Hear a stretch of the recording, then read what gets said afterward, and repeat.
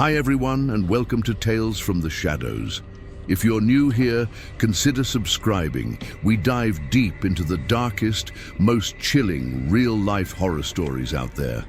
And if you're a returning viewer, I'm so glad to have you back, friend. In this video, we're diving into 12 disturbing stories that took place in the Appalachian Mountains. From stalkers to cold-blooded killers, things that walk in the mountains at night and are hard to explain. These mountains are as beautiful as they are terrifying.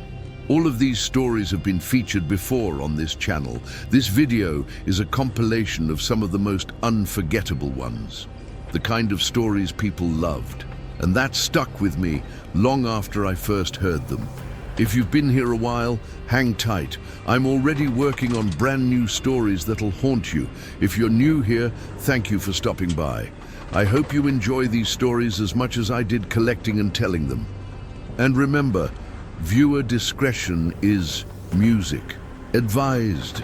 This happened during the summer of 2014, a time that now feels almost like another lifetime, yet remains vivid in my memory.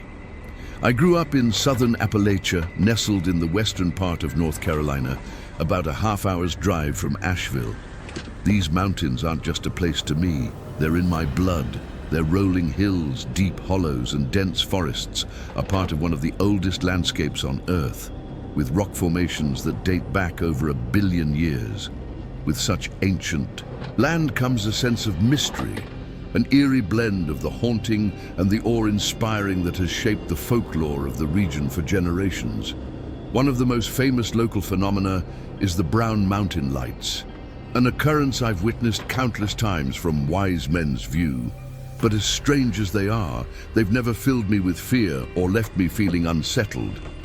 They simply exist, just as I do. And over the years, I suppose I've learned to accept the unknown as just another part of life. In these mountains, if you respect them, they respect you back. That was always my family's motto, and I took pride in it. My girlfriend at the time was from St. Catharines, Ontario, Canada. We had met during university, and that year decided it would be a great idea to take a road trip together. Initially, our plan was to head up to Canada so she could visit her family. But around the same time, my grandmother, whom I hadn't seen in almost 2 years, fell ill. The doctors assured us it was nothing serious, just a bad case of the flu. But since it had been so long since I'd last visited her, we figured it would be worth taking a detour. That way, we could check in on her, while also turning the journey into a proper road trip. From where we were starting, the drive to my grandmother's house was long, somewhere between 20 to 24 hours if we were to go non-stop. But of course, we had no intention of driving straight through without breaks. Instead, we mapped out multiple stops along the way to make the journey more enjoyable and less exhausting. Even though my girlfriend wasn't particularly used to the discomfort of sleeping in a van, the first leg of our trip was nothing short of incredible. She was completely in awe of the landscapes we passed, marveling at the rolling hills, the endless forests, and the changing colors of the sky as we moved through different regions. I, on the other hand, was just happy to see her reaction, knowing that I was finally able to share with her a piece of the world that meant so much to me. We made a stop in Buffalo to grab something to eat and restock on supplies before continuing down to Pittsburgh, where we were lucky enough to catch a breathtaking sunset that painted the sky in brilliant shades of orange and purple. But it was once we crossed into West Virginia that the true sense of wilderness and isolation began to settle in. The roads stretched on endlessly, weaving through dense shadowed forests with only the occasional small town, breaking up the miles of unspoiled nature. After several hours of driving through this near empty landscape, my girl glanced at the dashboard and pointed out that we were running low on gas. We pulled up the map to find the nearest station, which turned out to be a fairly remote spot, seemingly in the middle of nowhere. By the time we finally arrived, the sun had dipped below the horizon, leaving us surrounded by thick darkness save for the dim glow of the station's flickering overhead lights. As we pulled in, my girlfriend made a joke about how places like this were straight out of a horror story. One of those eerie roadside stops where bad things always seem to happen in movies. We both laughed, but I could tell from the way she held herself that she was a little uneasy. Wanting to reassure her, I told her to stay in the van with the doors locked while I filled up the tank. I stepped out, the warm night air thick around me as I started pumping gas. The rhythmic clicking of the pump, the only sound breaking the stillness. I was about halfway done when a voice suddenly spoke up from behind me, cutting through the quiet with an unsettling edge. The question caught me off guard, not just the words themselves, but the way they were asked. I turned around to find a woman standing there staring at me with wide, unblinking eyes. She looked to be in her 50s, though something about her made her seem much older.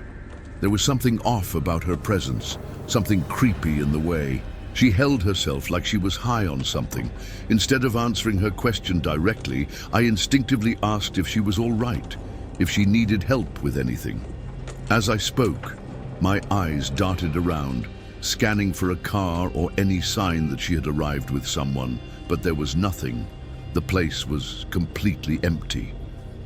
I asked her again if she was okay, but she didn't respond, just kept staring at me with those two wide eyes.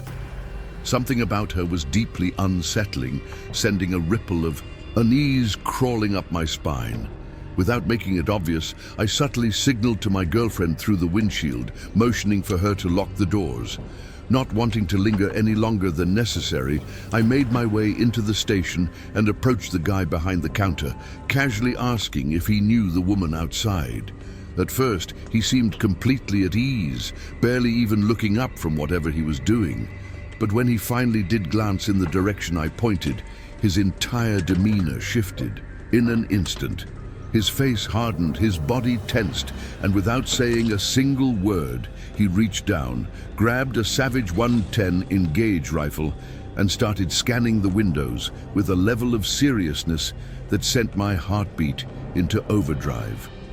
I grew up around guns, so the sight of one didn't necessarily scare me, but the way he reacted did. Instinctively, I ducked a little, lowering my voice as I asked him what the hell was going on. His answer was short but chilling. He told me not to engage with her, that she was rarely ever alone, and that she was part of a group that lived deep in the mountains.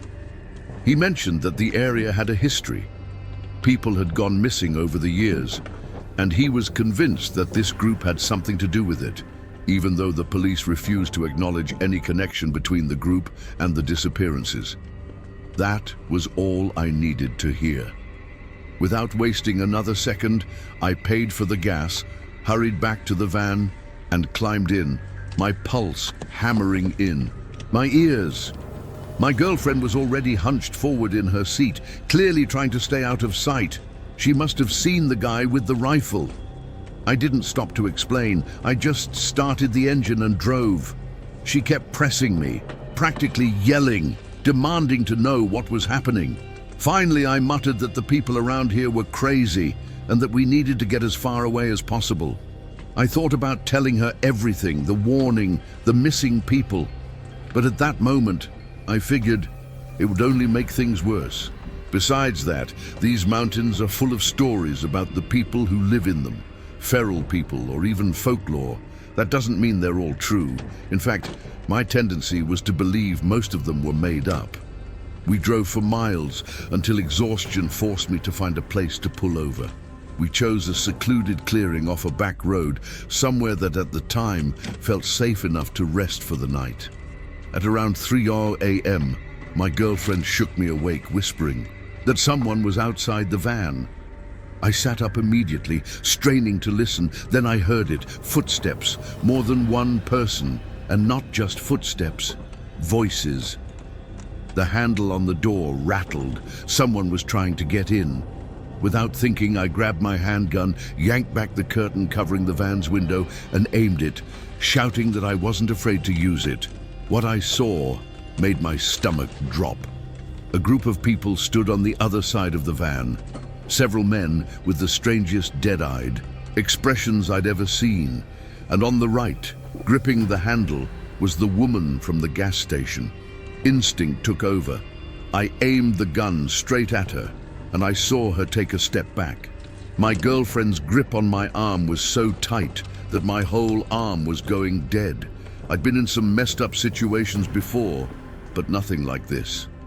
The words of the guy at the gas station were hammering in my brain. Outside, I watched them hesitate. Then, one by one, they started backing away, disappearing into the trees.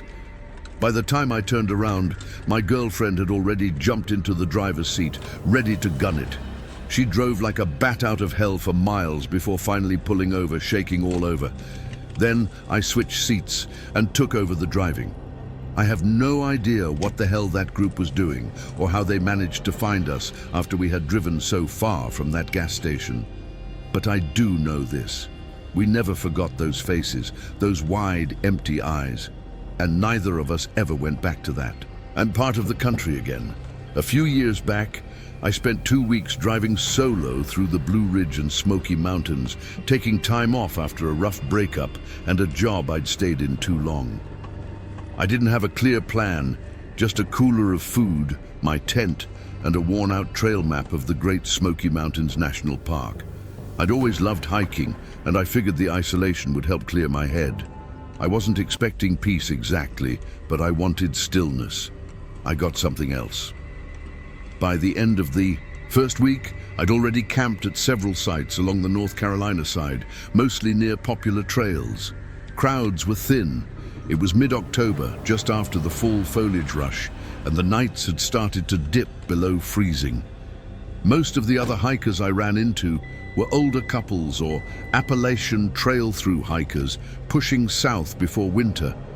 I set my sights on a more remote section of the park, just west of Clingman's Dome, off one of the lesser-known trailheads that branched off from the Forney Ridge area.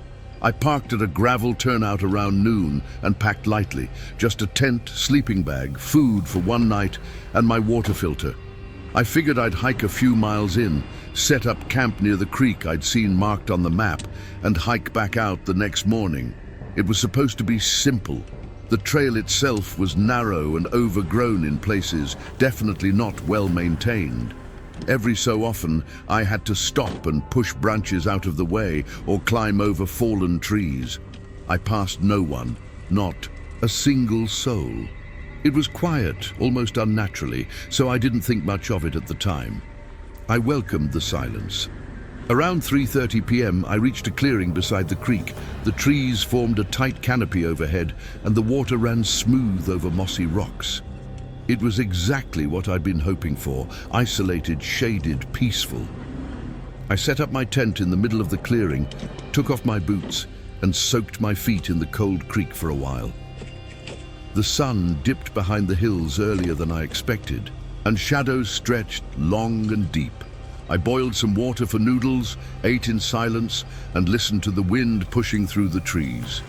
Still, no other hikers, no animals, not even bird song. When it got dark, it got dark. My headlamp barely punched through the blackness outside the tent. I stayed awake reading for a while, then zipped myself into the sleeping bag and tried to drift off. I'd camped more times than I could count. I was no stranger to nights alone in the woods. In fact, that trip alone, it was already my third or fourth night sleeping in the tent.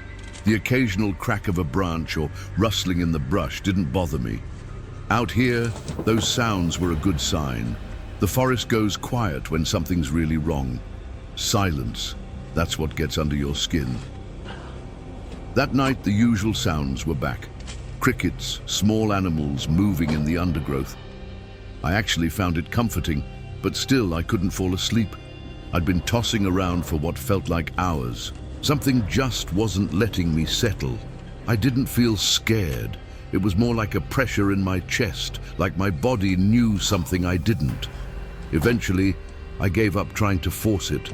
I flicked the headlamp back on and grabbed my book, thinking maybe if I read a few pages I'd doze off. But midnight came and went. I was tired, bone tired, but wired at the same time, like some old instinct wouldn't let me shut down.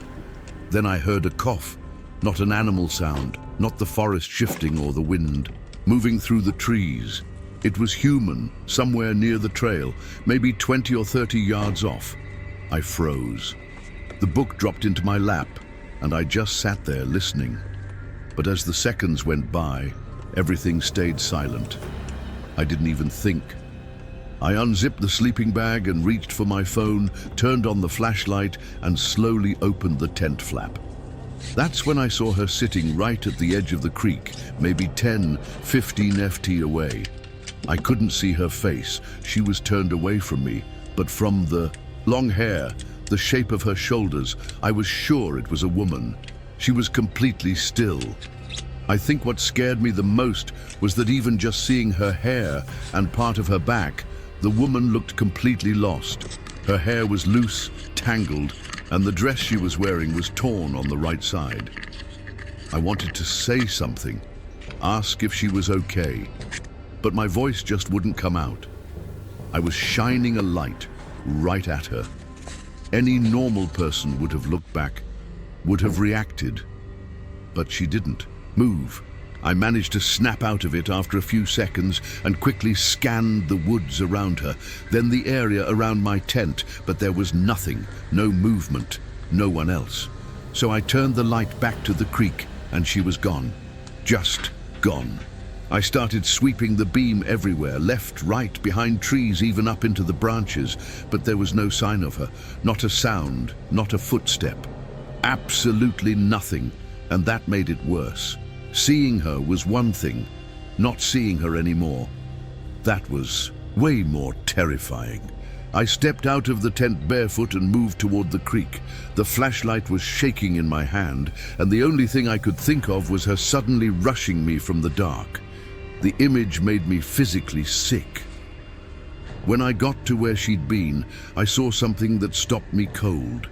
Footprints, bare ones, pressed into the damp earth near the edge of the water. She'd been there.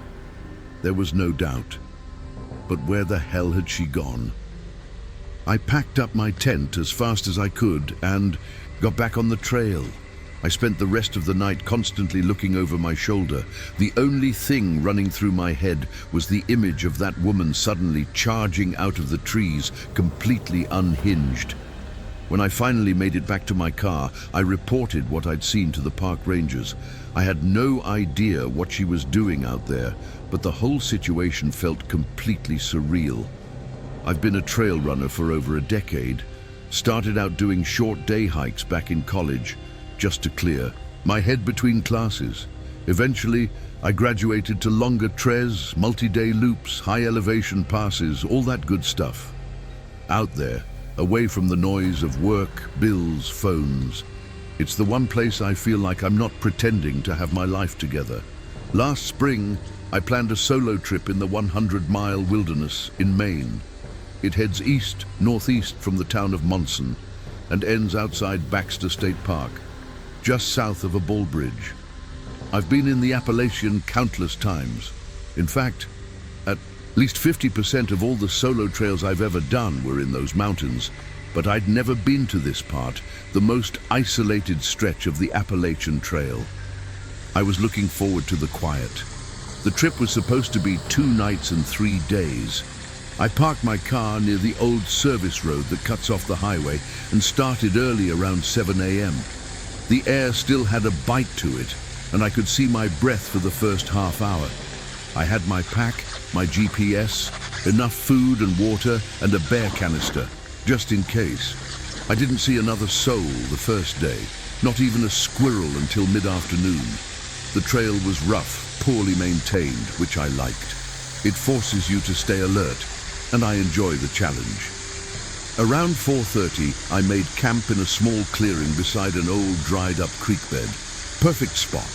I set up my tent, boiled water for dinner, and jotted a few notes in my trail log. I was out cold by 9 p.m. The woods were dead quiet. Too quiet, honestly. Usually there's a soundscape. Bugs, owls, wind, but that night felt off. Still, I chalked it up to the cold snap. Animals probably hunkered down.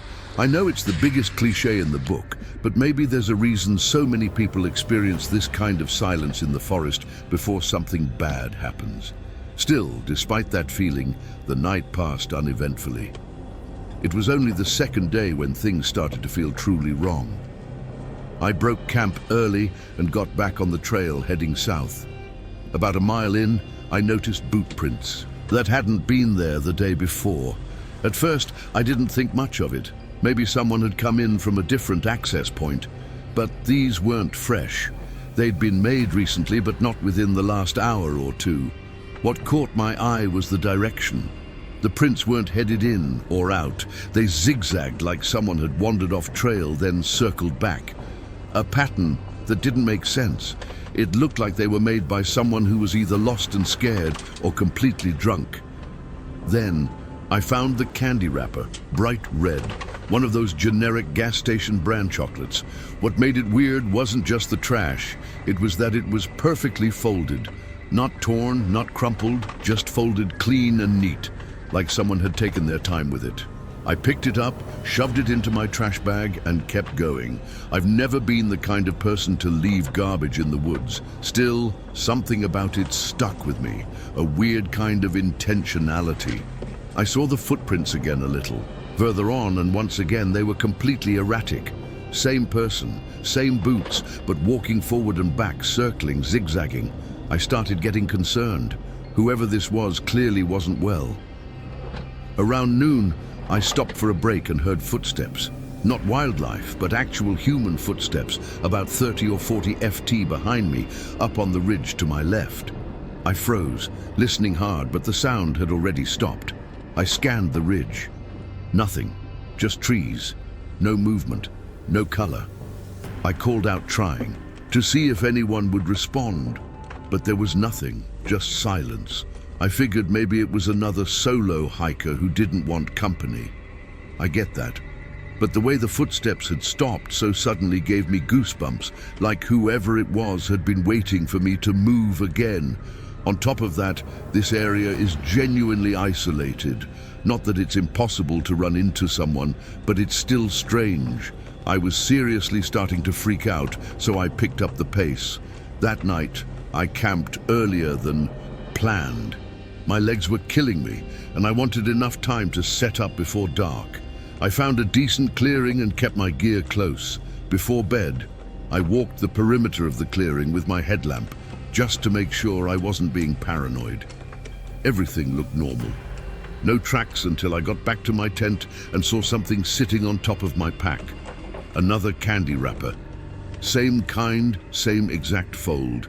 Clean and neat, placed right on top of my gear like a calling card.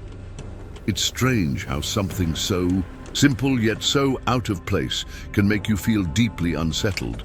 I kept the fire going, sat up with my headlamp on, and clutched the knife I always keep in my boot.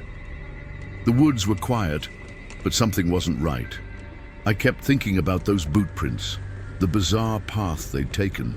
It might sound dramatic, but that wrapper had been placed there by someone I didn't know, someone who was clearly messing with me.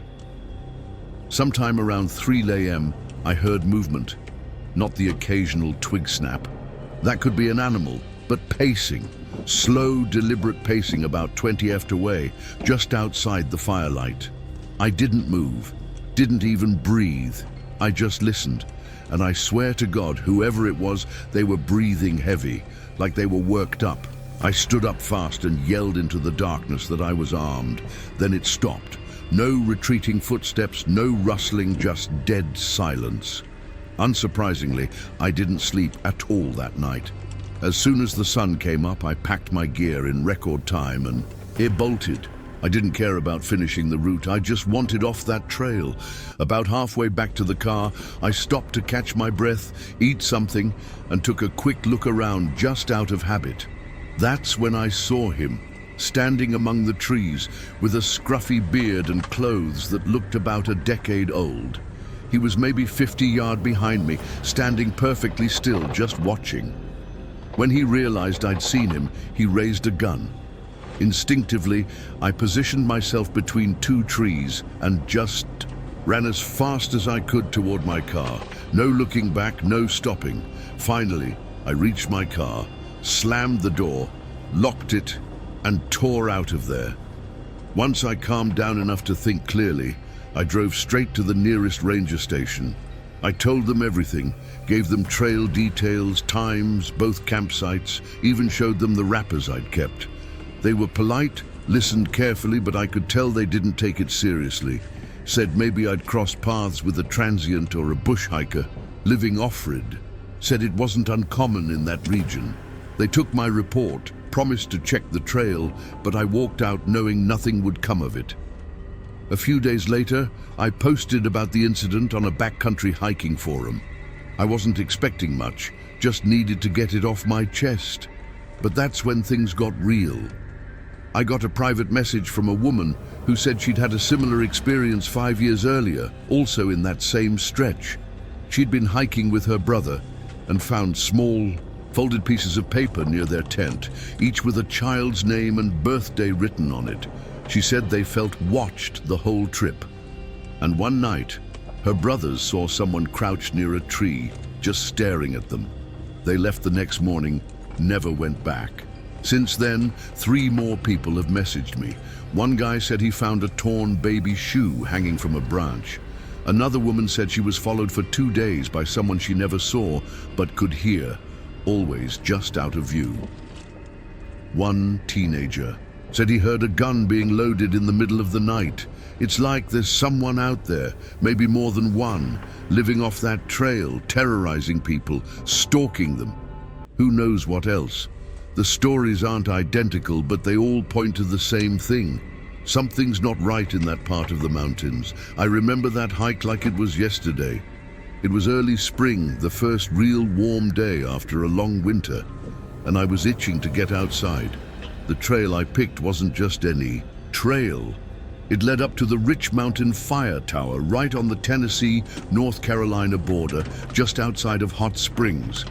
That place had been calling my name for months. I've always had a thing for fire lookouts. Maybe it's in my blood. My grandfather was a lookout ranger, and Rich Mountain was one of the towers he worked at back in the day. I grew up hearing his stories, tales of long, quiet nights alone in the tower, watching over endless forests, waiting for smoke on the horizon.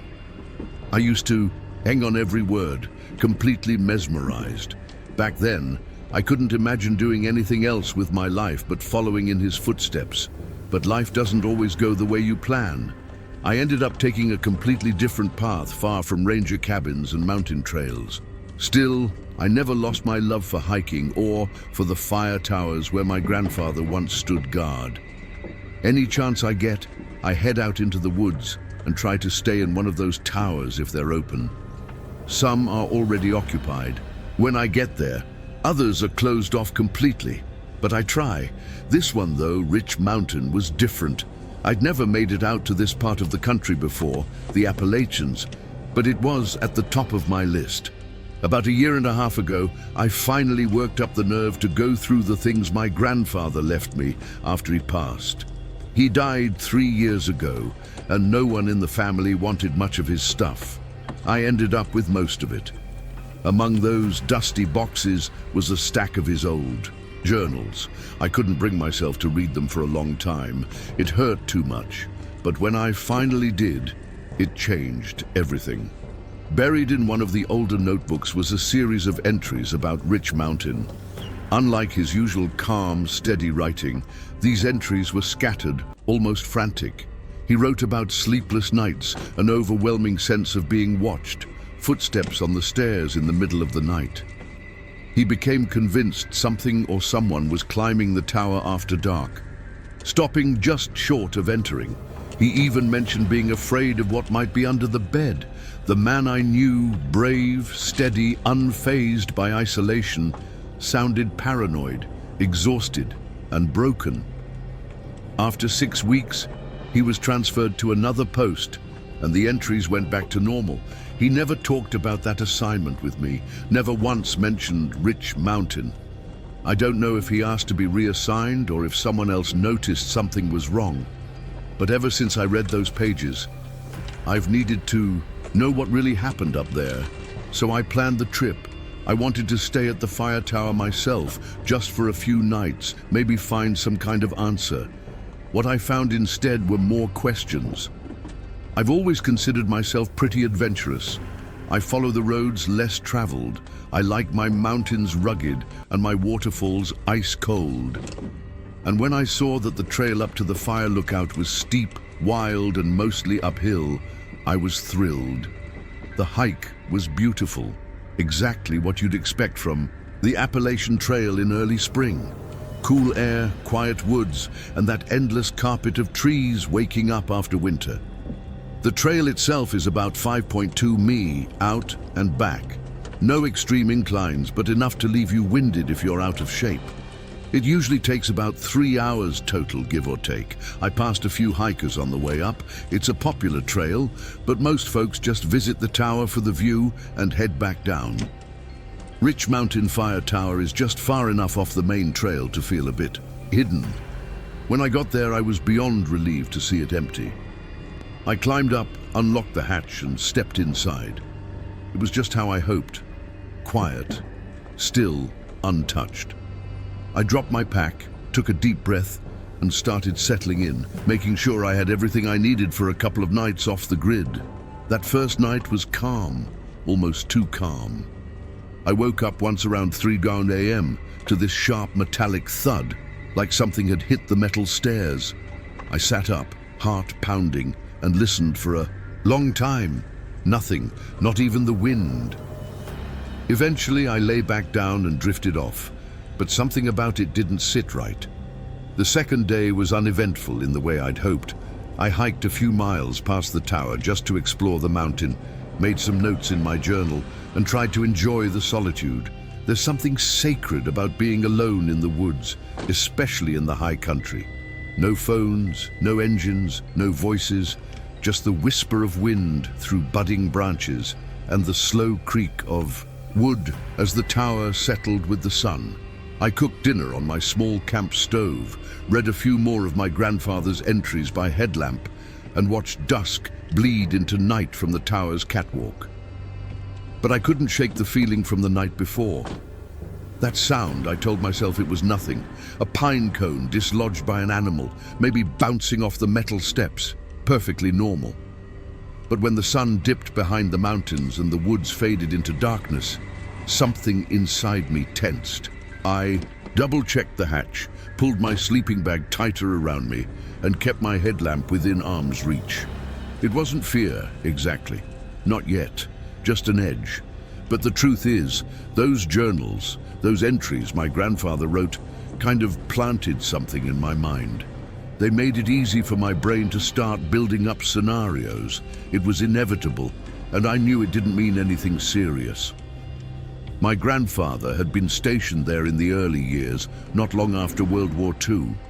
Whatever had scared him, back then it had to be long gone by now. Around 1:30 a.m. I heard it again, not the same metallic thud, but something else, faint, irregular. It sounded like movement somewhere below me, slow and deliberate, not the skitter of an animal, not the wild rustling of something foraging. This was careful, intentional. Something or someone was down there. I sat upright, heart racing. I turned off my headlamp and waited, straining to hear over the pounding in my chest. The sound stopped. And then, for a long while, there was nothing at all. After an hour or so, I must have drifted off. When I woke, it was dawn, grey and cold, and the world looked exactly as it should, normal and safe. But I couldn't stop thinking about the steps, about what I thought I'd heard. I chalked it up to nerves and tiredness, a product of my imagination feeding off the journals. I told myself that the alternative was scary. I spent most of the day gathering my bearings, retracing some of the path down the trail, watching for signs of animals or maybe other hikers who might have camped nearby. But I found nothing. No tracks, no old coals from a campfire, no bent grass, just me, the tower, and the trees. That night, I left my boots just outside the hatch at the top of the stairs. They were caked in mud from the day's rain, and I didn't want to track the mess inside. It was a habit I'd picked up from years of camping in bad weather. After shutting the hatch tight again, I climbed into my sleeping bag and tried not to think about the journals, about what my grandfather had written in those strangely jagged, uneven lines. But no matter how hard I tried, one sentence kept playing over and over in my mind. If it comes again tonight, I don't think I'll make it until morning. I must have fallen asleep sometime after midnight. When I woke, the hatch was open. Not wide, just a sliver. Just enough to let in cold air and silence.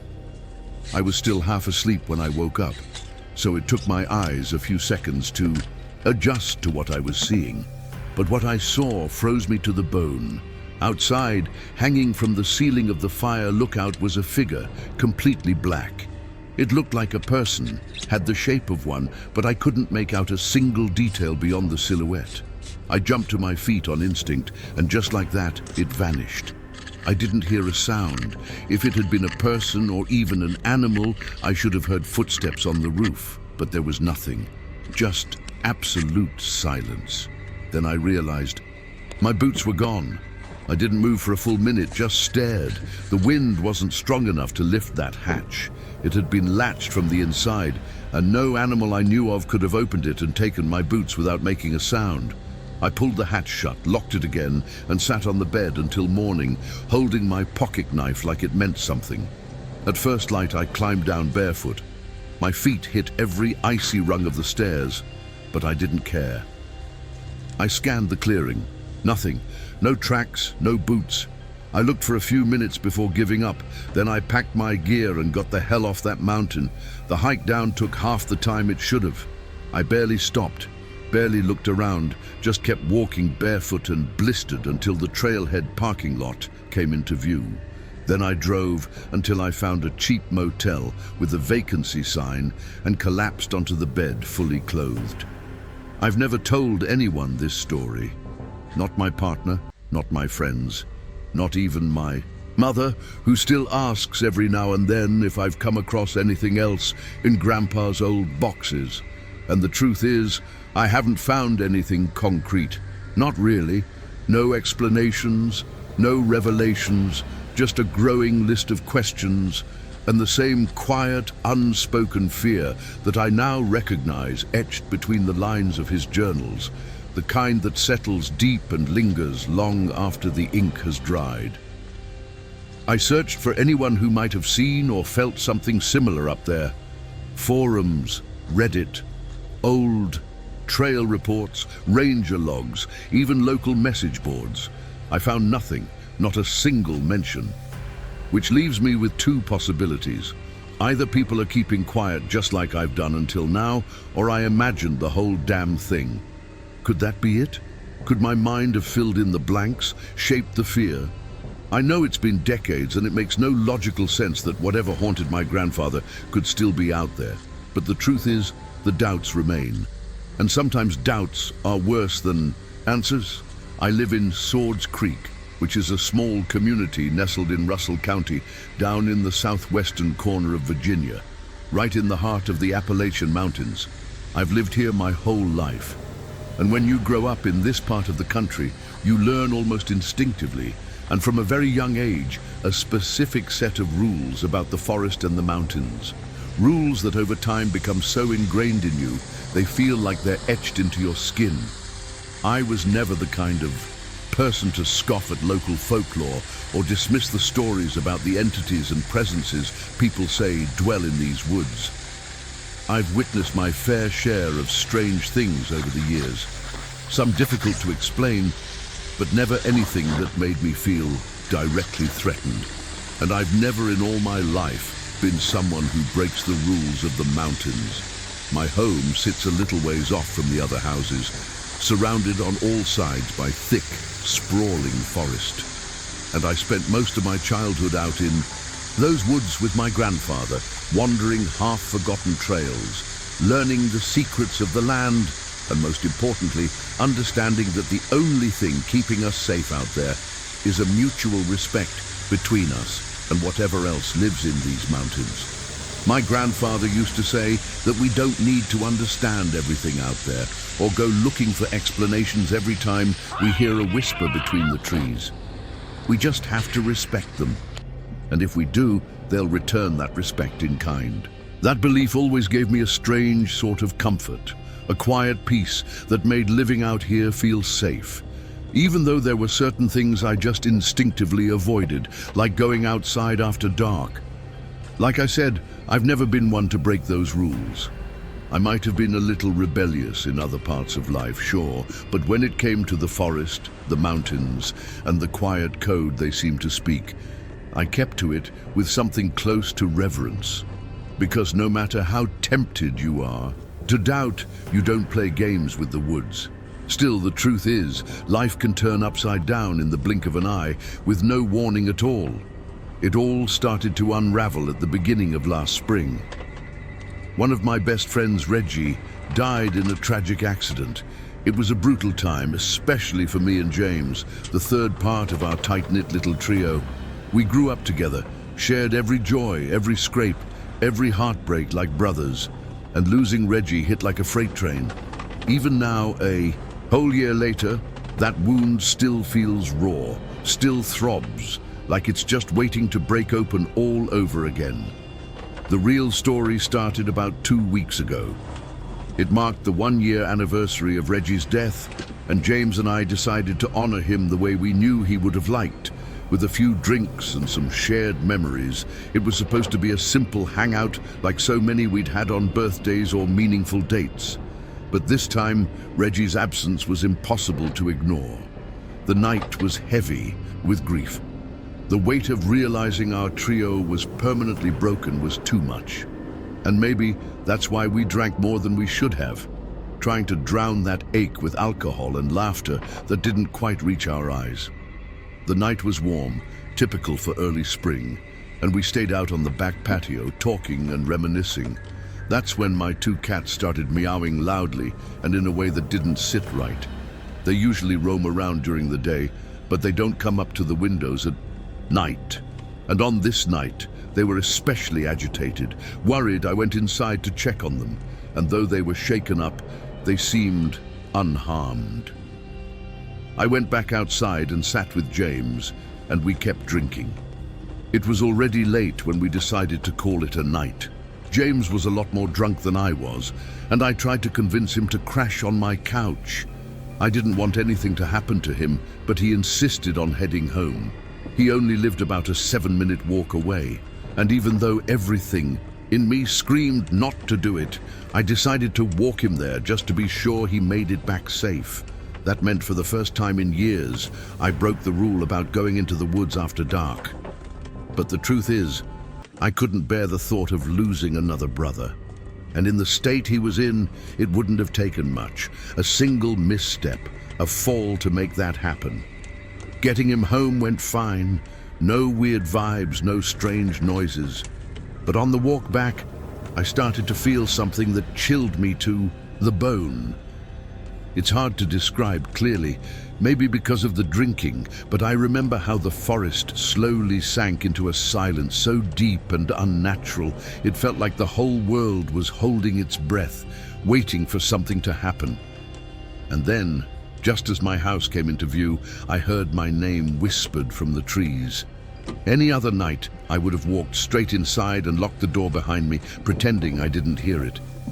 But that voice, it was Reggie's. And in my vulnerable state, I couldn't help myself. I turned and walked toward the tree line behind my house, toward the forest. I was just about to step across that symbolic threshold, the place where the backyard ends and the deep woods begin, when something snapped me out of it. It hit me like a lightning bolt. I was about to break another rule. That couldn't have been Reggie. I was at his funeral. I saw his body. Without a second thought, I turned and bolted back to the house, locking every door and window I could get my hands on, while my cats darted around the living room like they could feel it too. That something was off. My grandfather's words, once a comfort, now rang in my ears like a warning. I figured the best thing I could do was go to bed and try to forget the whole thing. Chalk it up to the alcohol and the grief playing tricks on me. In the days that followed, I did everything I could to convince myself I'd imagined it, that none of it had actually happened. But as the nights passed, they started to feel heavier. It was like something was watching me, something I couldn't see. My cats, usually bold and independent, started staying inside constantly, refusing to even go near the windows after dark. I finally decided to tell James what had happened, even though I knew how it might sound. I texted him, told him I needed to talk to him, asked if he could swing by. He responded right away, said he was just getting off work, that he'd stop by home real quick to change and head over. Since I had a little time, I hopped in the shower. I had barely stepped under the water when I heard someone knocking at the door. I figured James had changed his mind and come straight over. So, I opened the bathroom window, which faces the back of the house, right where the knock came from, and yelled out for him to use the spare key hidden in the planter. I rushed through the shower, towel dried in record time, and stepped out. But the air in the house felt wrong, colder than it should have been, like maybe the door had been left open. I called out his name, but no answer. Looked out the window and realized it was already completely dark outside. Called again, still nothing. Dead silence. I went downstairs and the front door was wide open, but James wasn't there. I picked up my phone and saw a new message from him sent just a few minutes earlier, saying he'd gotten stuck at work and wouldn't be able to make it until after 9:30. The cold that hit me then didn't come from the night air. It came from somewhere deep inside, where dread starts to settle like stone. That door had been locked. Someone had opened it. I slammed it shut and locked it, then went through the house room by room, searching for any sign of someone or something. But there was nothing. No sound, no shadow, just my cats crouched behind the couch, frozen stiff like they'd seen something the human eye can't. Since that night, something shifted. I don't know how to explain it, but I know with a kind of fear I've never felt before that something is out there, watching, waiting. And for the first time in my life, I'm truly afraid. Not just of the forest or the mountains, but of whatever inhabits in them. And of the fact that it clearly doesn't forget. And it sure as hell doesn't forgive when you break the rules. Last year, I did something I had done countless times before. I got into my adapted van-style truck and drove part of the Appalachian route, starting in the Northwoods of Maine, all the way south to Georgia, where my cousin lived. Whenever I can, I take this route. I love the Appalachian. Better yet, I adore the Appalachian, but I never had anyone who wanted to join me. As a woman, something tells me not to hike the trails alone and to take every possible precaution. That's why my van gives me a sense of confidence, even though, as I found out last year, it's a false sense of security. While you won't earn the same kudos driving as you would by walking, I think the scenic roads come close to paralleling the pedestrian route, taking you through the almost continuous natural beauty without the sweat, blisters, and sometimes wild encounters. Best of all, this driving route follows magnificently scenic two-lane roads all the way from the top of New England to the heart of Dixie, running past a wealth of fascinating towns and historic sites. In case you don't know, the Appalachian landscape holds some of the wealthiest and some of the neediest areas in the entire country. So last year, I decided to take this trip again for the 6th time. I grabbed my cat, Miley, and prepared for a multi-day journey. The story I'm about to tell you starts like almost every story does. It was a peaceful day. The trip was going wonderfully, and nothing indicated what was about to happen. The trip had only been going for 3 days, but I had decided to camp in one of the areas of Vermont's Green Mountains. I knew that area relatively well and knew exactly where to set up, so I'd be seen by the fewest number of people. I knew that specific road was used by some people, but not many. It was an old dirt road, and 4 years ago a new one had been built. I'd guess at least 90% of the people who used to take that road now use the new one.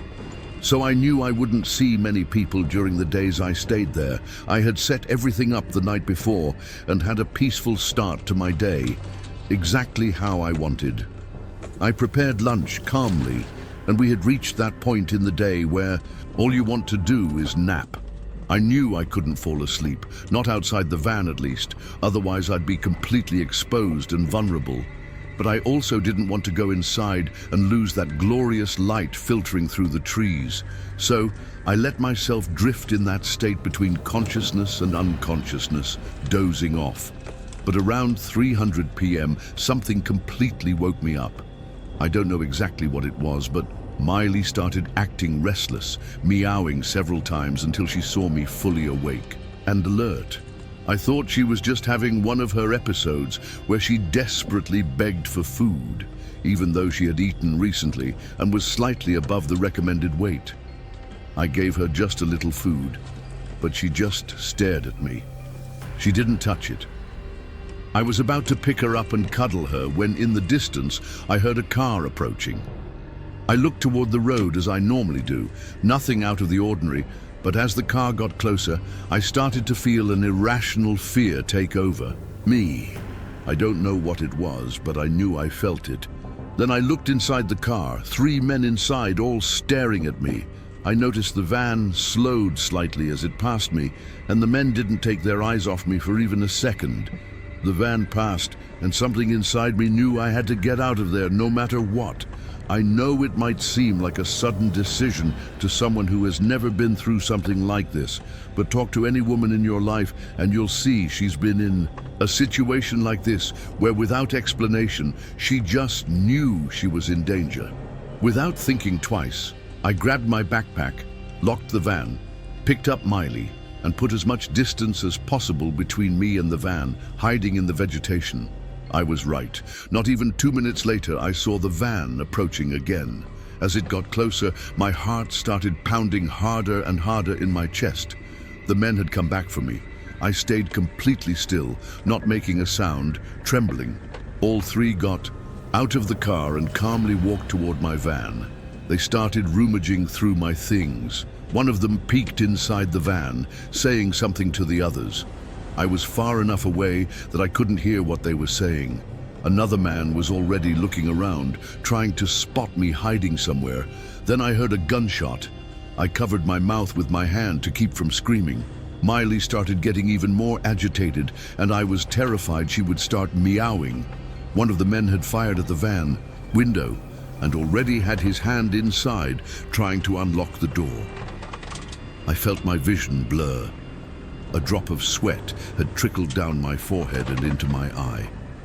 I can't really explain it, but that made me get up and as quietly as possible, start running. I tried to get as far away from the van as I could. When I felt I was at a safe distance and didn't hear footsteps behind me, I sat down, afraid my legs would give out, and took my phone out of my backpack. I was visibly shaking and even opening the backpack and grabbing the phone was a challenge. I couldn't believe what I saw. The phone was off, dead. How had I not noticed? But the truth was, the last time I had looked at my phone screen was the night before. I knew the power bank would take some time to work its magic. Then I remembered that nearby, about a 30-minute walk away, there was a small gas station. If I hurried, I might get there sooner. I got up and started running. I was still trembling a lot and my legs felt weak. But then I heard a branch snap behind me, and as if I had been injected with adrenaline, I took off running. I didn't look back. I didn't know if they had found me. All I knew was that if I wanted to avoid the worst, I had to reach the gas station. I finally saw it in the distance, but when I got there, I can't describe the panic I felt. It was completely empty, and behind the counter was a man. In that moment, every doubt crossed my mind. What if he also had bad intentions? What if he knew the man and decided to hand me over? My mind was racing with doubts, but with no other options. I decided to take the risk. I walked into the station, still in a frantic state, and asked for help. He didn't hesitate. He seemed used to this kind of situation. He immediately called the police and told me to hide in the storage room. Shortly after, he came back and told me he had made the call and that help was on the way. He asked if I wanted a glass of water, but he didn't even finish his sentence before we heard a car pull up outside. We exchanged looks, both aware that it was most likely the same men from before. Without hesitation, he motioned for me to hide behind the freezer and placed a small gun in my hands, assuring me not to worry because he had a bigger one under the counter. As soon as he stepped outside to confront whoever was on the other side, I tried to calm Miley, who was in an even worse state than me. Outside, male voices echoed in an aggressive, hurried tone. Then, I clearly heard the voice of the man who had helped me, informing them he was armed and that the police were on their way. I don't know how long I stayed there trembling and terrified, but fortunately the police arrived and were great to me. They escorted me back to my van so I could grab some belongings. Then they booked me a hotel room in town, ensuring I was safe. There was a cop stationed outside the hotel. 2 days later, I went back home. My parents came to get me. Since then, I haven't returned to that part of the country, and I haven't gone on another trip. Miley has become a fearful cat, constantly hiding from loud noises like slamming doors. I just hope that one day we can both overcome this trauma. I've lived in Man, West Virginia all my life. It's a small town tucked into the Appalachian Hills, the kind of place most people just drive through without ever stopping. At the time of this story, about 15 years ago, I was at one of my lowest points. I was working a dead-end job at a warehouse down near the old strip mine. Long hours, little pay, and nothing that made me feel like I mattered. It wore me down a little more every day. That night in particular, I remember exactly how hollow I felt. Like I was running on fumes, just a body moving through the motions, clocking in and clocking out like some kind of broken machine. I wasn't living, I was just enduring. Even now, all these years later, I still think about what happened that night. I was driving home after my night shift at the warehouse. It was a little past 3 in the morning and the roads were empty like they always are. That stretch of highway between the old mining facility off Route 52 and my neighborhood near the edge of Gilbert doesn't see much traffic, especially not midweek. I was exhausted, running on black coffee and muscle memory, zoning out to the hum of my tires and the low drone of the heater. Somewhere between mile marker 71 and the old Marathon station just before the Buffalo Mountain turnoff, I saw someone on the side of the road. At first I thought it was a deer, but as I got closer, I realized it was a guy standing just off the shoulder, hoodie pulled up, hands stuffed into his pockets, face angled down like he didn't want to be seen. Normally I don't stop for anyone, especially not in the middle of the night, and especially not in this part of the country. But that night, I don't know. He looked young, skinny, like he didn't have much left in him. I passed him. But something made me slow down. I checked my mirrors, and against my better judgment, I pulled off just ahead of him and waited. He got in without hesitation. Didn't say much, just gave a name, and asked to be dropped off somewhere south. Nothing specific. His voice was flat and he barely looked at me. He sat stiff like he didn't want to take up space, holding a beat-up backpack close to his chest. At first, I figured he was just down on his luck. Maybe a kid trying to get out of town, or more. Likely, some dumbass who watched a YouTube video about hiking the Appalachians and thought he'd give it a shot. Middle of the night, scared out of his mind, already regretting every decision that brought him there. Happens more often than people think. There's this whole idea going around, especially with kids, that spending a night alone in the mountains is some kind of rite of passage, like it'll make you tougher or prove something. But the truth is, there's corn out here. real. And most of those kids either bail before sunrise or come stumbling out of the woods looking like they saw the devil himself. I still tried to make some small talk, see how old he was. Sometimes they look young, but when you get a better look, they're full-grown adults who just haven't had an easy life. But he kept quiet, short answers, nothing more than a few words at a time, just stared out the window like he was waiting for something to happen. But as the minutes passed, I started noticing little. In things, his boots were caked with dried mud, but not the kind you get from walking trails. More like he'd been standing in wet fields or near a creek bed.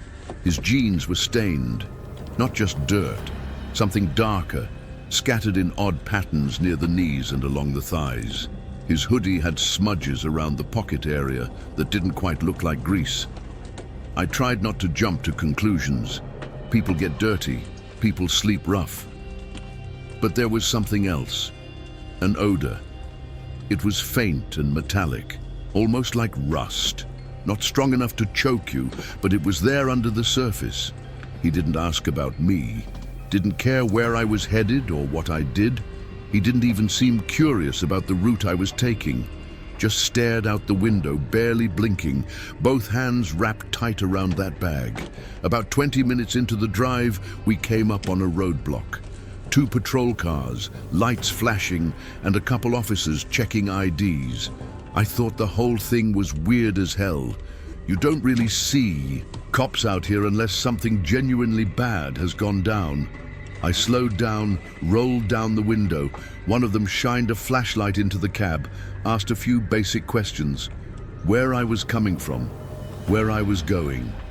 He looked at the guy in the passenger seat for a moment too long. My passenger tensed up, shoulders tight, jaw clenched. He kept his head down, barely made eye contact. When the officer asked for his name, he gave a different one than the one he told me. I caught it immediately and my stomach dropped. To this day, I still can't remember the name he gave me at first. It's like it vanished completely from my memory, but I know for a fact it wasn't the same one he gave the cops. The officer hesitated. I could tell he was sizing things up. At that point, another cop started walking toward the car. From the uniform, I could tell he held a higher rank than the one talking to us. I asked what was going on, trying to keep my tone casual. And the officer said, bodies had been found. I can't even explain what I felt in that moment. It was like panic, but frozen, like my brain couldn't decide whether to run or shut down completely. I had no reason to think the kid was involved. Yeah, he looked rough, covered in mud and something reddish, but he didn't feel like a killer. He just seemed lost, scared, maybe not dangerous. As soon as those words left the cop's mouth, the other one called him over and pulled him aside. He didn't scold him in front of us, but I could tell right away he wasn't supposed to share that info. A moment later, the second cop waved us off, signaling that we could go. The second we were clear of the lights, the atmosphere in the car shifted. My hands were shaking slightly on the wheel. He didn't say anything, but I could feel his eyes on me now, like he knew I'd noticed. I kept my mouth shut, but my heart was thuting so loud I was sure he could hear it. I tried to stay calm, thought about turning off into one of the small towns we were, approaching somewhere with lights, people, but I didn't want to let on that I was suspicious. I just kept following the road, playing it cool, trying to act like I hadn't picked up on anything. Not even 10 minutes after we'd passed the cops, he got a message on his phone and completely flipped out, raised his voice, loud, sharp, sudden, scared the hell out of me. He demanded to get out of the car. I told him we were in the middle of nowhere, that there was a gas station just a few minutes ahead. But he wasn't having it. Kept insisting more and more aggressive until I had no choice but to pull over and let him out. Truth is, I wanted him gone. That outburst only confirmed what I'd already started to suspect. After he slammed the door and walked off into the dark, I drove straight to the gas station and called the police.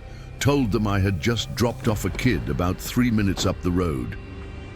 I said something felt off about him, that I was genuinely concerned. On the other end, they asked if He had a beard and light hair. I told them yes. They thanked me and said someone would follow up later.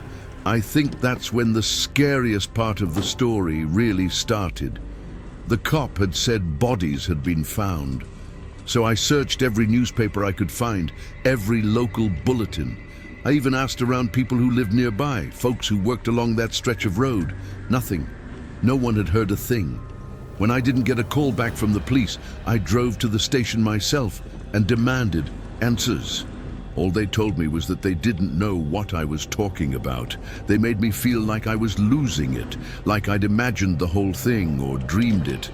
And honestly, if it weren't for the dirt he left on the passenger seat, I might have believed I had hallucinated the whole thing.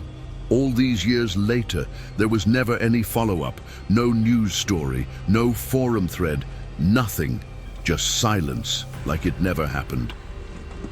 The story I'm about to tell you isn't particularly long, and it might not seem extraordinary at first, but trust me, it takes a turn. I'll admit, I've never been great at paying attention to detail, and I'm not exactly talented when it comes to describing things with emotion or precision. But if you've got the patience to stick with me until the end, I promise what happened is as absurd as it is real. And it might even make you look at certain situations a little differently. It's not just surreal. To me, it's the ultimate proof that every story has at least two sides. And no matter how convinced we are of our perspective, there's almost always another angle we know absolutely nothing about. It was early spring, and since I've always been a nature lover, I grew up surrounded by it in the small town of Harper's Ferry, West Virginia. I kicked off the season by hitting the trails. I've always loved this time of year. To me, the real new year doesn't begin in January, but when everything starts growing, blooming, and coming back to life, that's when I feel like the world is truly turning again. The plan was simple: spend 3 full days on one of the Appalachian trails, completely off the grid and fully immersed in nature. But what was supposed to be 3 days of peace turned into 2 days of calm, followed by a 3rd day of fear that stayed with me. I know the area really well, and I've hiked those trails countless times. So I feel confident enough to step off the main paths and explore the wilder, less traveled routes where the real beauty and solitude still haven't been overrun by tourists. These are places few people ever walk through, where you can go hours, sometimes days, without seeing another soul. I had just left the main trail, aiming to return to a secluded clearing I had camped in the previous year. I remember the place clearly: 2 large open spaces separated by a small still water pond, surrounded by shade and silence. When I arrived, it looked exactly like I remembered: peaceful, untouched, beautiful. I set up my tent, organized my gear, and by the end of the day, while gathering some dry wood for a small campfire, I stumbled on something that went far beyond simple unease. I felt a kind of fear so raw and visceral I could barely think straight. I knew that over the years there had been several disappearances in that area, stories I'd always heard with a fair amount of skepticism, but hearing rumors or reading old newspaper clippings is one thing. Stumbling across physical evidence right in front of your eyes is a whole different beast. I was picking up branches when I noticed something sticking out from the undergrowth. As I got closer, I realized it was part of a skull, badly decayed, dirty, covered in moss, and I couldn't immediately tell if it was human or animal. A few feet ahead, though, I found a long bone that I instantly recognized as very likely being a human tibia. That alone would have been enough to freak me out. But what made it worse was the fact that the night before I'd been watching videos I had downloaded to my phone before the trip, stuff about local folklore and serial killers who'd operated in that very mountain region. The combination of those videos and the bones made for one hell of a mental cocktail, and I went into a near constant state of alert. Still, I tried to keep calm. I kept telling myself everything was fine, that there was no need to panic, and that as soon as the sun came up, I'd pack up and leave that place as quickly as I could. But around 11 p.m., I started hearing noises outside the tent. Not super close, but loud enough to make me tense. They sounded like footsteps or movement in the bushes. I froze, my brain running through every possible scenario. Wild animals, people, accidents, escaped lunatics. We all think those things only happen to other people. A few minutes later, I heard water thrashing violently. I had pitched my tent near the pond, and the sounds were coming from that direction. They weren't close, but they were loud and frantic, like something or someone was panicking.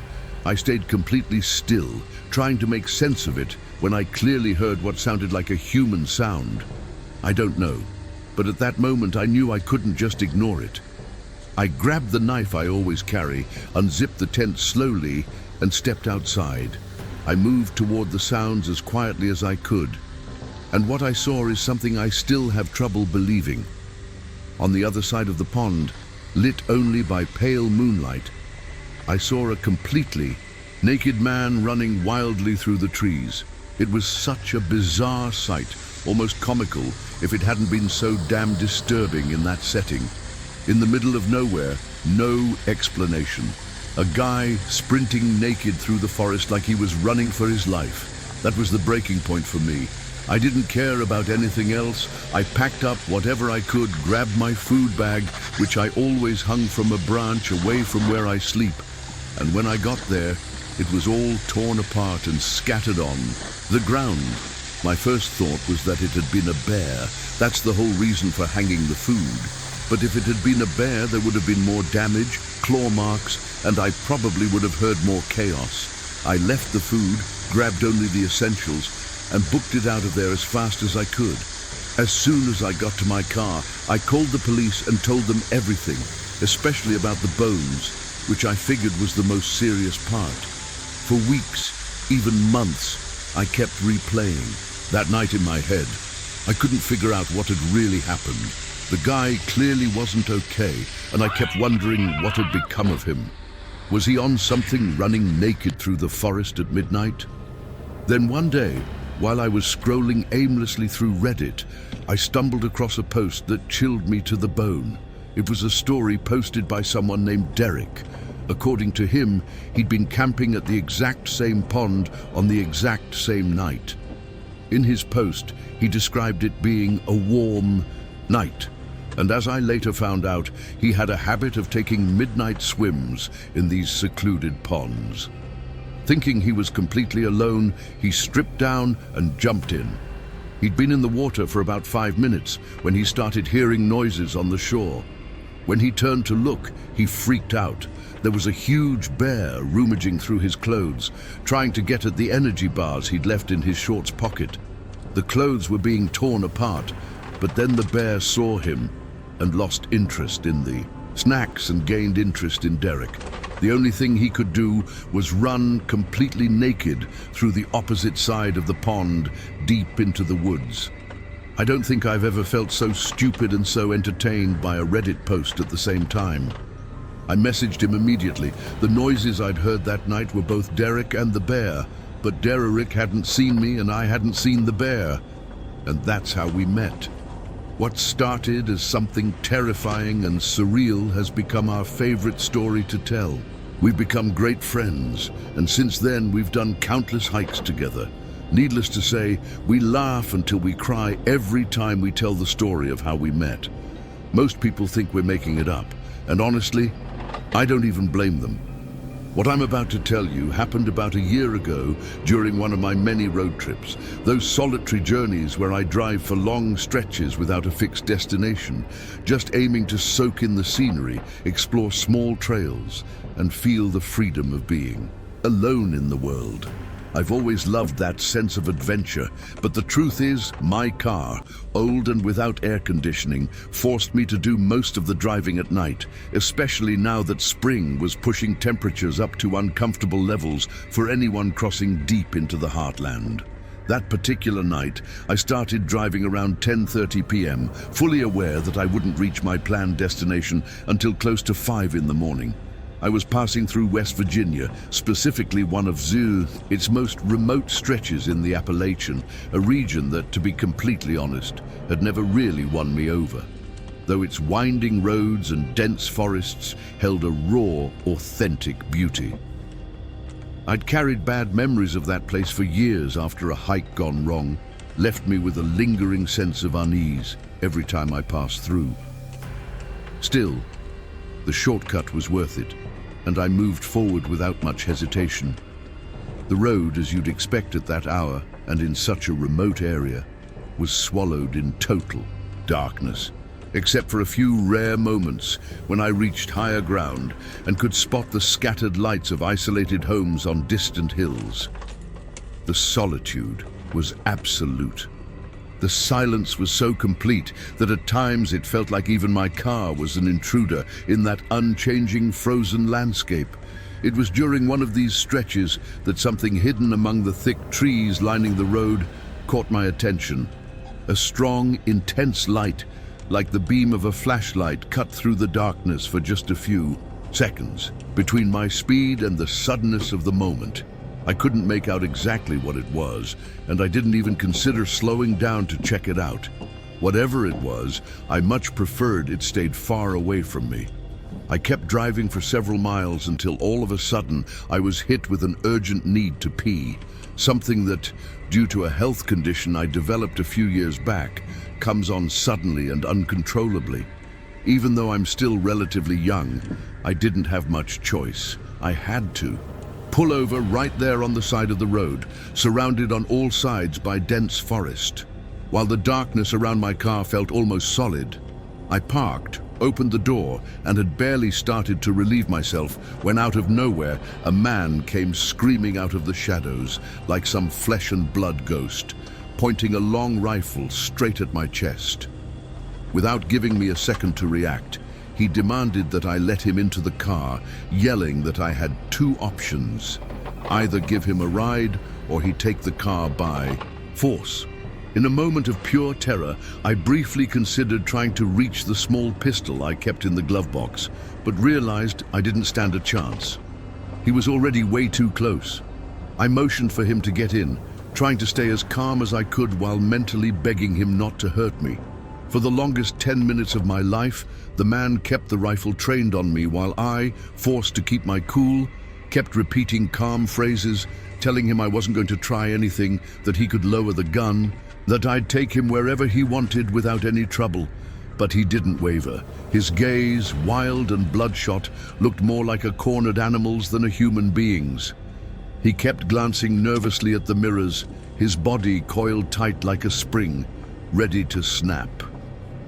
When I asked him in a low voice where he wanted to go, he just said to keep driving. So I did, following that narrow, winding road through the mountains, not seeing another soul, feeling every second pressed down on my chest like time itself was dragging on purpose. I couldn't say how long we drove until suddenly my headlights lit up a scene that froze my blood. A man lying in the middle of the road, apparently unconscious or injured, and tucked back in the forest, almost hidden by the thick vegetation, I spotted the disguised outline of a car. The man next to me went rigid instantly, muttering in a hoarse voice for me not to stop, and he didn't even need to say it. I had already realized it was an obvious trap. I tried to swerve enough to avoid running over the body, keeping the car close to the edge of the road. But as if they knew we'd have to slow down, two men burst out from the trees, running straight at us, one of them opening fire in our direction. I slammed the gas pedal to the floor with everything I had and tore out of there as fast as the old engine would let me. The man beside me, almost hyperventilating, said those men were after him, that if they caught him, he was a dead man. And at that moment, with brutal clarity, I realized that if they caught both of us, there wouldn't be any survivors. I impulsively suggested calling the police, but his reaction was immediate and threatening. He raised the rifle again and warned me he didn't want the cops involved. That's when, far off in the distance, I spotted a pair of strong headlights coming toward us. They were still a ways off, but from my elevated position on the road, I could see they were closing in fast. In a split-second decision, knowing that staying on the main road would be suicide, I killed the headlights and, in a reckless, or maybe lucky move, veered off onto a narrow, muddy trail winding deep into the woods. The old car, battered and worn out, groaned under the strain. But I didn't hesitate. I shut off the engine and we sat there, swallowed by darkness and silence, hearing nothing but the deafening pounding of our hearts. 3 minutes passed. 3 minutes that felt like hours before the pursuing car roared past at full speed, never suspecting we were hidden among the trees. From the strength of its lights and the sound of its engine, I realized it was a powerful vehicle. I knew right then that I had made the right call. We stayed hidden a few minutes longer before creeping back onto the road, heading in the opposite direction from where the other car had gone. I didn't turn the headlights back on, driving only by the faint light of the moon and my memory of the road's layout, desperately trying to stay hidden from whoever was out there looking for us that night. For almost an hour, the man sat silently beside me until finally he rested the rifle on his lap and with a hoarse whisper thanked me, saying I could drop him off at the next small town. When we got there, he jumped out of the car and disappeared down the deserted streets without looking back. I didn't stop until I found a small roadside motel where I locked myself in a room and passed out from exhaustion. It wasn't until the next day that I contacted the police. They were extremely cooperative and took the case seriously, questioning me extensively and doing a full investigation. But despite their efforts, they never found the man or any sign of the attackers.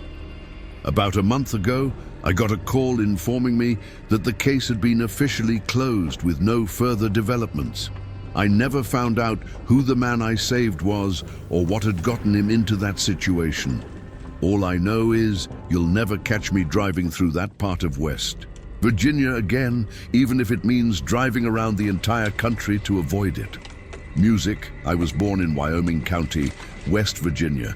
That probably doesn't mean much to most people, but to those who've driven the winding, hollow roads between Keter and War, the name alone is enough to conjure a kind of slow, pressing dread. It's a forgotten part of the state.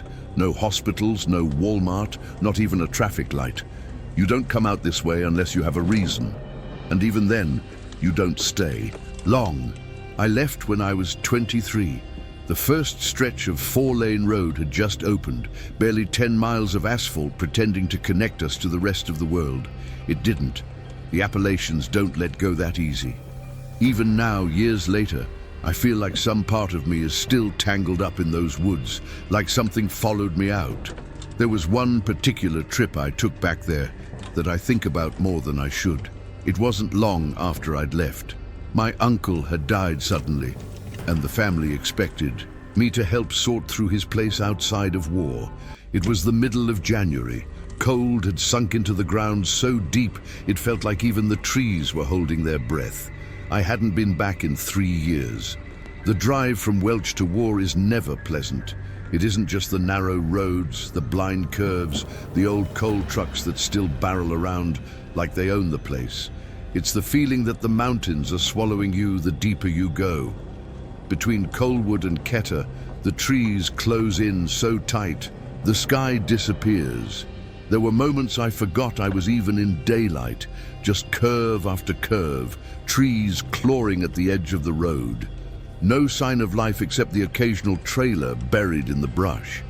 I stayed in my uncle's house for 3 days. It was a sagging structure at the base of a ridge, surrounded by rusting cars and stripped appliances. He'd been a reclusive man, a hoarder in the true sense, the kind of person who filled every inch of space with junk because he couldn't stand the silence. I understood that more than I wanted to admit. The first night I didn't sleep, not because I was scared, but because it was so quiet, it hurt. The kind of silence that presses into your eardrums makes you hear the blood in your own veins.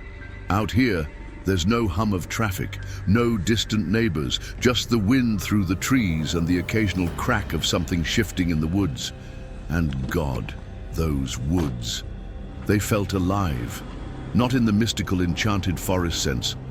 No, alive like something. Watching, waiting, breathing. On the second day, I decided to hike up behind the house toward an old logging road that used to be active when I was a kid. The plan was to find a cell signal, maybe get a few bars, so I could check in with my brother. As I climbed, I noticed how little had changed. Same muddy ruts, same fallen branches, but there was something else. A sense of weight, like the woods were leaning toward me. I can't explain it better than that. About a mile up, I found a clearing, where the ridge dropped off. You could see the whole hollow from there. The house looked like a speck, the road leading into town barely visible. I stood there for a long time, shivering and trying to shake the feeling that I shouldn't be there. It wasn't a thought, it wasn't even fear. It was primal instinct, like I'd stepped out of bounds in a game I didn't know I was playing. Even though I felt like a complete stranger in that area, the truth is, I'd spent countless hours there as a kid, running around and playing with my two brothers. When I turned to go back, I saw something that made me pause, not because it was particularly dramatic or startling at first glance, but because it didn't belong. There were prints in the soft leaf-covered dirt. Not mine and not fresh, but recent enough to hold their shape against the damp. They trailed off toward the far side of the ridge, veering away from the old paths and moving into terrain so steep and overgrown that no one would choose to walk it unless they had to. The prints and themselves weren't alarming. Even though that land still technically belonged to my uncle, it wouldn't have been all that unusual for someone to have passed through there. People wandered through the hills from time to time, hunters maybe, or someone cutting across to another hollow, but the direction felt wrong, not just unusual, but almost deliberate in its avoidance of where people were supposed to go. I followed their path with my eyes, trying to make sense of the decision someone had made to walk that way, and that was when I saw it, deep among the trees, far enough that I couldn't make out much more than a suggestion of shape. Something or someone was standing completely still. It was just a vertical form, vaguely human, shadowed between two tree trunks where the light didn't quite reach. There was no movement, not even the sway of someone shifting their weight or brushing away a branch. Nothing, but I knew it was looking at me. I couldn't explain how. I couldn't even be sure it was a person. The light was low, but the sensation of being observed was immediate and absolute. I stood frozen for a moment, not from fear exactly, but from the sudden understanding that I had wandered too far into something I didn't fully comprehend. Then came another kind of feeling, a sense of recognition. Something old and in a way unsettling, but also strangely comforting, like I'd seen it there before, like I'd grown up with that presence. I didn't call out. I didn't try to convince myself it was a tree or a shadow or anything that might offer more comfort. I just turned and ran. I didn't look back. I didn't want to know if it moved. That night, I locked every door and window, slept with a kitchen knife by the bed, though I never really slept. Every creak in the floorboards felt intentional, like someone was stepping carefully. I knew it was just monkeys in my head, but even so, they were there. I left before dawn. Didn't even bother finishing packing up the place. Told my mom I got what I needed. The plain truth is, for all I cared, that house could rot. On the way home, I called my older brother and asked him directly if he'd ever seen anything or anyone in those woods. He didn't say much about what he'd seen, but he told me he once mentioned it to our grandmother, and she gave it a name. Then he said he'd left all that behind and didn't want to talk about it anymore. I didn't push. Years have passed since then. My mother eventually came to live with me, leaving that part of the country behind. But even after all this time, I still dream about that trail down the ridge. and that same sense of a presence lingering there never really left me. Actually, it's not just sometimes, it's constant, a recurring dream, something I'm not sure I'll ever shake. I often remember my grandmother's words, "You don't need ghosts when you have the mountains. They'll eat you just the same." I've always loved the outdoors, hiking, camping, getting away from everything. It's the only thing that really quiets my head. My two best friends, Ashley and Brooke, are the same way. The three of us had been slowly working through the Appalachian Trail, section by section, whenever we could get time off work. We weren't pros or anything, but we had enough experience between us to feel confident out there. This happened in October a couple years ago. We decided to take on a more remote stretch through Southwest Virginia. That, in part of the trail, cuts through some deep national forest land, and we'd read that it was one of the quieter sections. That's exactly what we wanted. Just the three of us, no crowds, and some peace in the woods. We parked at a long-term lot near a trailhead, threw on our packs and set out mid-morning. First day was gorgeous, crisp air, leaves turning, barely saw anyone. I think we passed one other hiker the whole day, and he barely gave us a nod. I remember thinking how perfect everything felt. That kind of silence you only get deep in the woods. Like I said, we'd done a bunch of trails in those mountains before, but every time we came back, it felt like seeing them for the first time. Just completely breathtaking. Around dusk, we planned to crash at one of the shelters, but when we got there, it was already taken. Even though we hadn't seen almost anyone all day, there were 3 guys already set up inside. We gave them a quick nod as we passed, but Ashley got a little weirded out by the way they looked at us. Real intense, didn't say a word. As soon as we were out of earshot, she said she didn't feel good about staying anywhere near them. So we kept walking way past the shelter until we found a narrow side trail that led deeper into the woods. Eventually we came across a small, hidden clearing. It wasn't perfect, but it was dry, flat, and tucked far enough off the beaten path that we figured those guys wouldn't find it unless they were seriously looking. We set up camp, started a fire, cooked some dehydrated meals, and sat around talking until it got too cold. We all turned in around 9:30. I was asleep maybe a few hours when I woke up to the sound of footsteps. Not animal noises, slow, deliberate steps, crunching leaves. I stayed still, trying to figure out if I was even fully awake. We were all packed into the same tent, sleeping side by side. Both Ashley and Brooke were already sitting up. Their eyes were wide, and they were just staring at each other, dead, silent. Something was definitely off. I quietly reached for the pistol I kept stashed in my pack. I always bring it just in case. I signaled for them to stay quiet. I slid out of the tent as slowly as I could and crouched low with my flashlight and gun ready. I didn't turn the light on right away. I wanted my eyes to adjust. I stayed like that for almost a minute. Then I heard a twig snap. Off to the right, maybe 15 FT away. I flicked on the flashlight and pointed it straight at the sound, but I didn't see a damn thing, just trees. Then I caught it, movement, barely a flicker, a person ducking behind a tree. I yelled out, said we were armed and they needed to get lost. No answer, so I started to move toward the spot slowly, flashlight and gun steady. That's when I heard someone else running off to the left this time, and then, almost simultaneously, another person took off in the opposite direction. 3 people. I was pretty sure it was those guys from the shelter. They saw 3 young hikers, 2 of them girls, and probably thought we'd be easy targets, like they could mess with us and get away with it. I backed off fast, hard in my throat. I didn't chase them. No way I was going to follow 3 unknown people into dark woods. I went back to the tent to tell the girls what I saw. When I got there, Ashley was outside the tent, crouched down, gun in hand, scanning the woods with her eyes. We stayed up the rest of the night. I kept the pistol in my lap and never let go of the flashlight. Every little sound had me tense. Ashley stayed up the entire night, straight as a soldier, constantly watching the tree line, like she knew something was about to go down. By morning, We were exhausted, but agreed to keep going.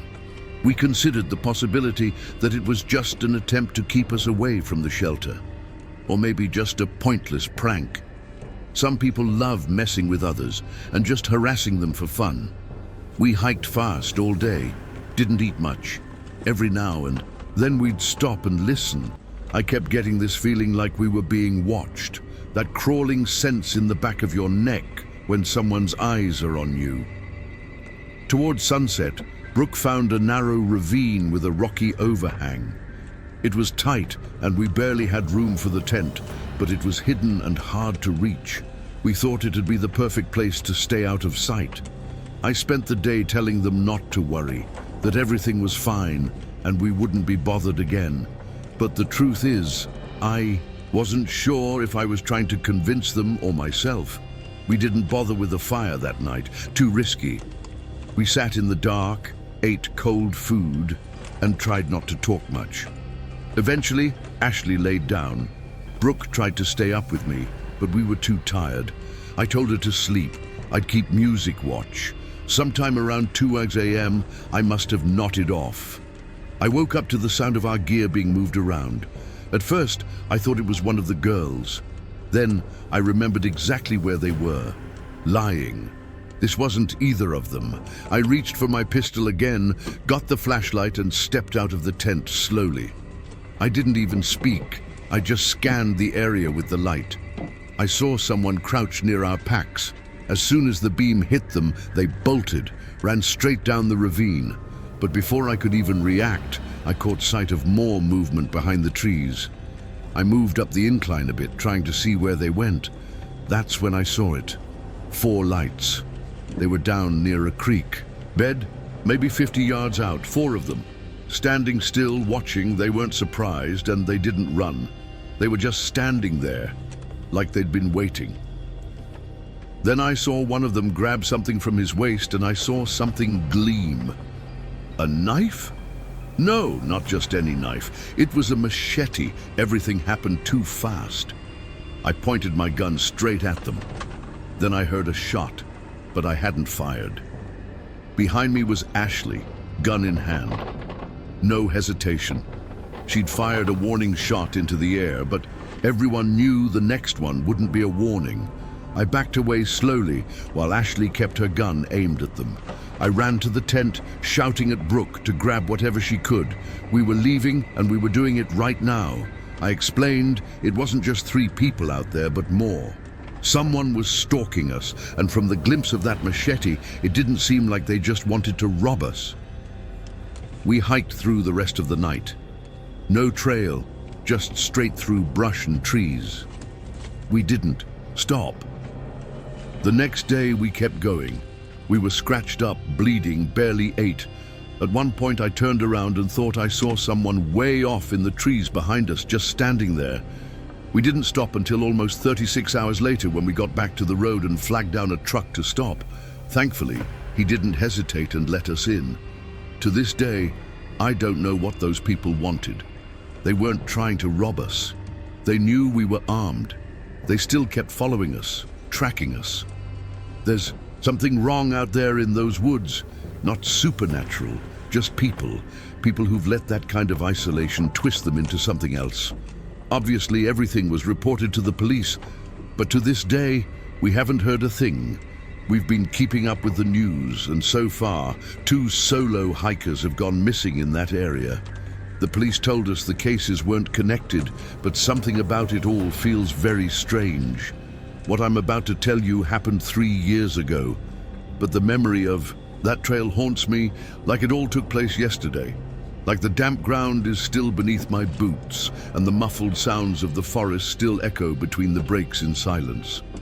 My wife Claire and I have always been passionate about hiking, about that raw, unforgiving contact with nature that feels at the same time both threatening and purifying.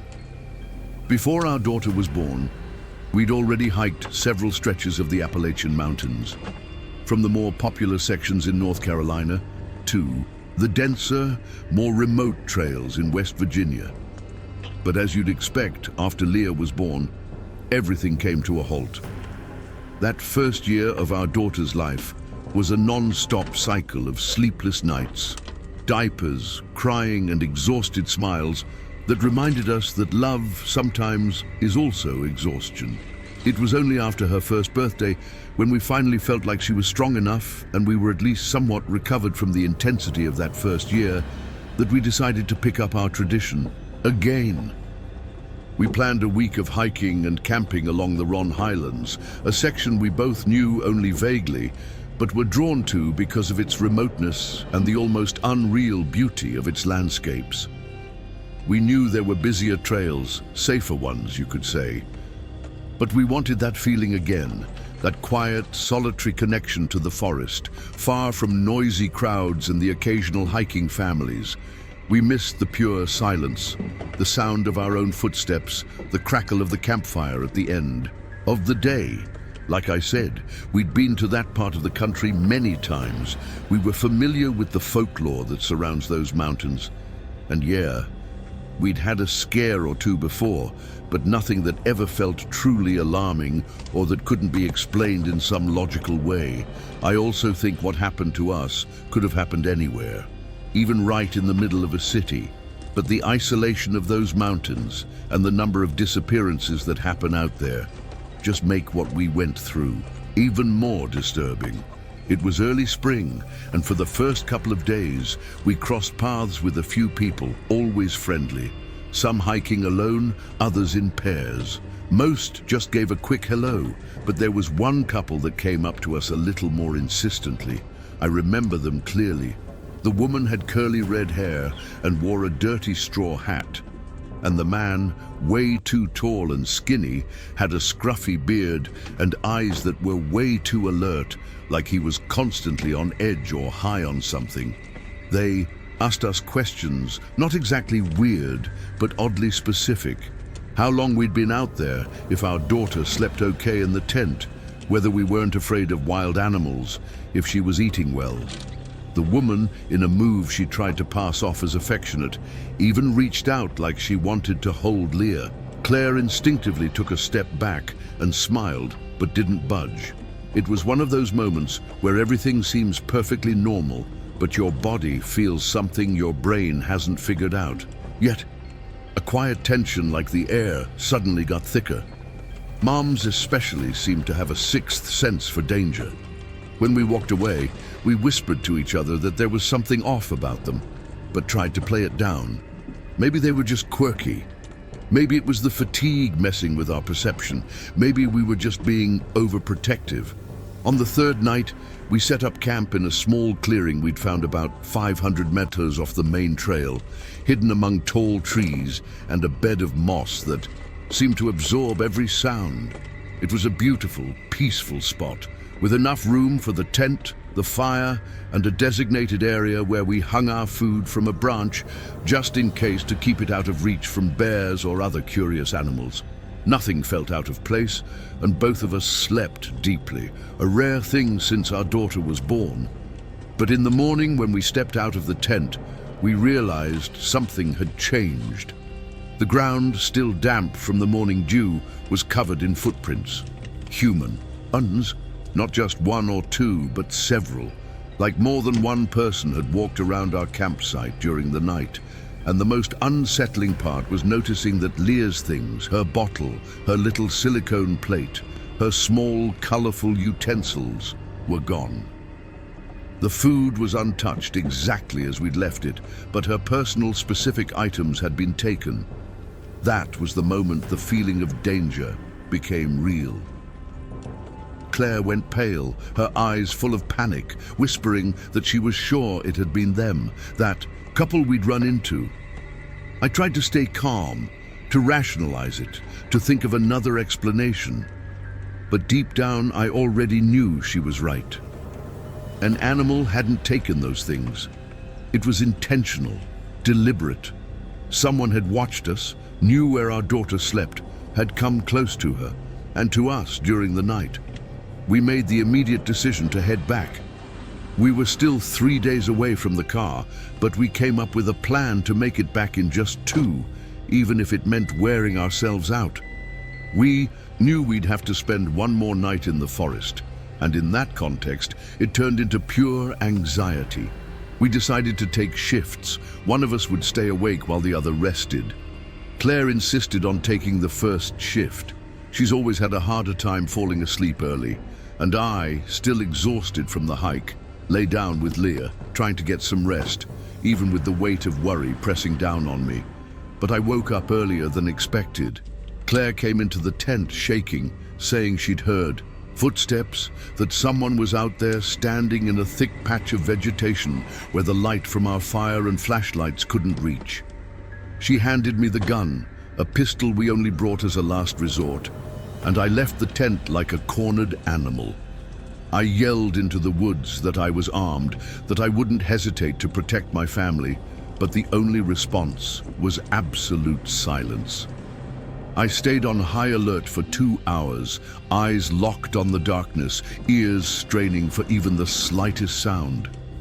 And then, without realizing it, I fell asleep. Exhaustion won, and I still hate myself for that. I woke up to screaming, Claire yelling my name, the sharp sound of hurried footsteps, and a woman, the same woman, pointing my own gun at me. The man had half his body inside the tent. It all happened in seconds.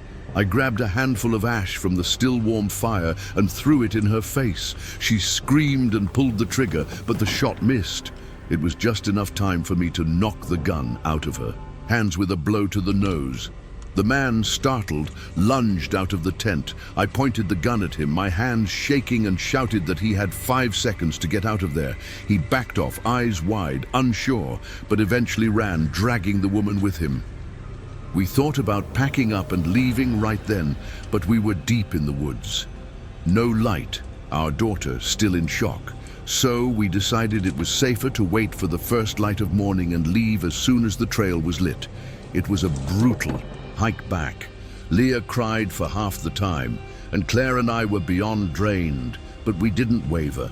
We reported everything to the police, gave them detailed descriptions, maps, dates, but they found no trace of what we described, and the case was closed for lack of evidence.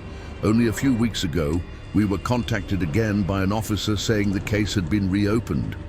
Another couple in a different part of the same trail reported a similar incident with descriptions matching that same pair. Not a single day goes by without me thinking about that night. That moment when the woman's eyes met mine, full of something I'd never seen before. It wasn't just malice or madness, but a kind of emptiness. An emptiness so deep, it feels like it stayed inside me ever since. The forest stopped being our refuge. Now it's just a place where silence screams louder than any sound.